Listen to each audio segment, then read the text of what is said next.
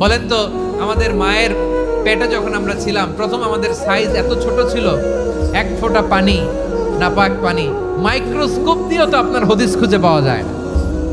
তা আপনার অহংকার আসে থেকে? আপনার বাবার পিঠ থেকে যখন মায়ের জরায়ুর ভেতরে যে আপনি বললেন আপনি এত তুচ্ছ, আমরা এত তুচ্ছ নগণ্য ছিলাম, মাইক্রোস্কোপ দিয়েও আমাকে খুঁজে পাওয়া যায় না, সেই আমি অহংকার করি। মায়ের পেটে 8 মাস 9 মাস তিলে তিলে আমাকে বড় হওয়ার তৌফিক দিলেন কে?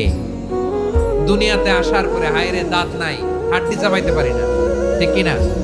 আচ্ছা, বারোখালীবাসী, আপনাদের ঘরে যাদের 6 মাস 4 মাসের বাচ্চা আছে, ওরা গরুর হাড্ডি খাইতে পারে? হ্যাঁ। তারপর হাঁসের হাড্ডি, মুরগির হাড্ডি চাবাতে তো খুব ভালো লাগে, তো এগুলো চাবাতে পারে? কি দুর্বল দেখছেন, ও কিছু খাইতেও পারে না। ওরে দুধ দিয়ে, তারপরে ওকে আপনার ডাল দিয়ে, সবজি দিয়ে একটা মিক্স খিচুড়ি বানাইতে হয়, এটারও আবার ব্লেন্ডার করতে হয়। এদিক দিয়ে দিলে বাচ্চার এদিক দিয়ে পড়ে, এ নাকি আবার অহংকার করবে। বড় হওয়ার পরে অসুস্থ হলে মানুষের চেহারা ফ্যাকাশে হয়ে যায়, আইসিইউতে যে আল্লাহ আমারে বাঁচাও, এতদিন কইতে আমি ক্ষমতার মালিক, এতদিন কি কইছে আমি ক্ষমতার মালিক, আইসিইউর বেডে কি বলে আল্লাহ আমারে বাঁচাও। দেখছেন ক্ষমতা? এই তো মানুষের ক্ষমতা, এই তো ক্ষমতা।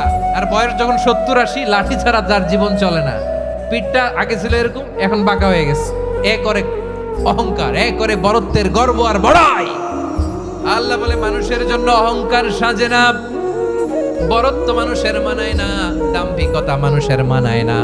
অহংকার, গর্ব, বড়ত্ব এগুলো একজনের জন্য। আওয়াজ করে বলেন তিনি কে?